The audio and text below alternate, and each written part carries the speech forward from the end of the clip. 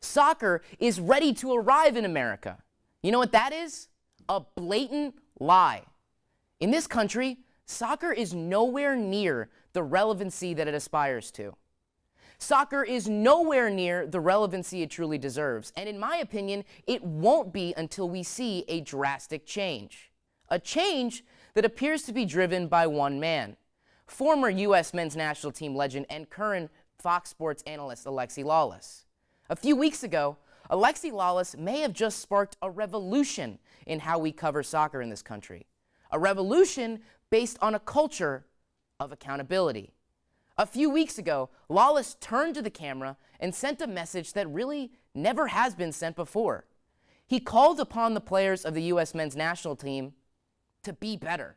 He pointed at all-stars like Michael Bradley and Clint Dempsey and told them to go beyond their comfort zone. He pushed Josie Altidore and Jeff Cameron to reach a new level. He even called upon wonder kid Christian Pulisic. He did all of that in the hopes that this generation of soccer players wouldn't squander years of progress by missing the 2018 World Cup. So today, we ask, was he right? Connoisseur Griffin Weinberg. And Josh, I'm going to start with you. Was Alexi Lalas right? I think he was spot on. Just not to do this slide, not to go too hard in this one, because in the end of the day, you got to return to your club in order to perform for the team that's paying you the most. And it's important you mentioned that, but then why put on the jersey anyway? What's the point in putting on the jersey if you're not going to compete out there? And that's probably why it's important that people like Alexi Lalas from that older generation make those claims and call these players out. Yeah, you need to sweat the national team's jersey every time you put it on, if you would, and start playing the way the people and the former players want them to play. Well, you mentioned that, but are those entities around? Are there people out there other than Alexi Lalas that are not only respected enough, but willing to make these call-outs? Probably inside of their locker room, but not in social media or in the media whatsoever.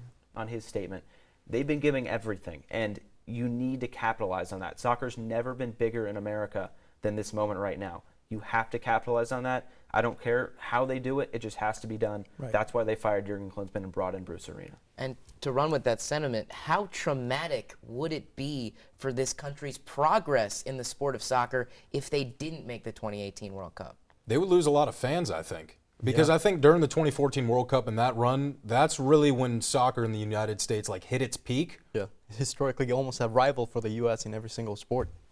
Not even every single sport, just kind of in general. It seems like we're almost rival general, with Russia. yeah. So you know the ratings are going to be up. And looking forward beyond that, the U.S. making a bid to be a part of that 2026 World Cup. Where does that go if this team can't make the World Cup? I think it's still kind of in the talk, because it's still a big deal to hope. Klinsmann. And then you axe him and bring a new guy in. It's hard for players in the locker room to adapt to a new system in the same competition. It's still a tournament. It's just 4 years long. Yeah, there's that big turnaround period, and right now we're just not really seeing it all come together. Yeah. Lastly, before we head to break, do you think the motivation will work? Do you think the U.S. responds? I think they absolutely respond. And October 6th, I believe it is, when they play Panama. I hope that they start to peel the shell and we start to see exactly what this team is all about.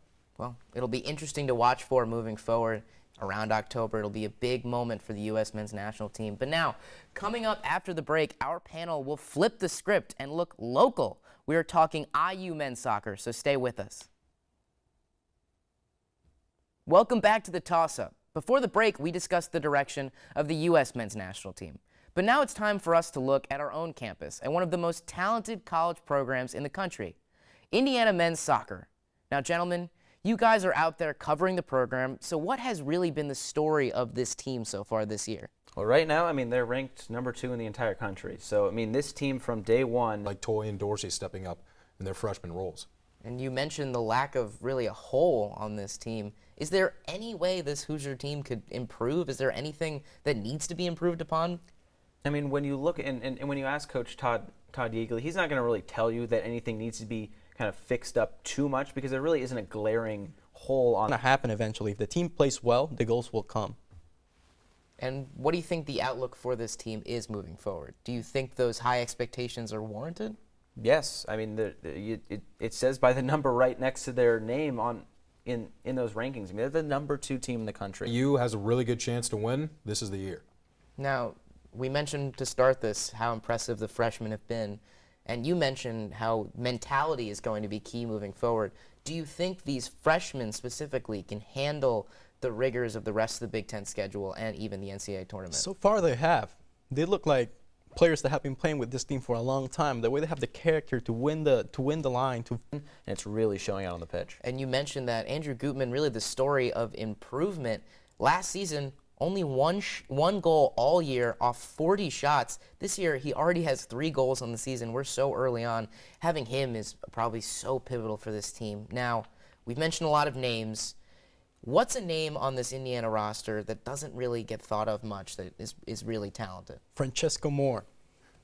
He is the engine of Indiana University soccer. That midfield is so compact that it determines the outcome of the games for the team sometimes. And it seems so interesting that you mentioned these guys and girls who play these roles that really are based off rigor and based off how aggressive and mentally strong they are. And it seems like they're perfect fits for what the U.S. men's national team might need. And now as we look to kind of close out this soccer show, I want to send it around to each of you guys to provide your final thoughts on what we've talked about today. I mean, what else is anything to say after this one? I Right. hope. It'll be interesting to see. From my final perspective, I think what we really hit on today was the importance of motivation, whether it comes from some extra source out there like Alexi Lawless or it comes from within. Players need to be motivated for action. You look at this Indiana men's soccer team, and they're remarkably talented, but that's not it. It's the motivation that they have that presents them the opportunities that they have all season long.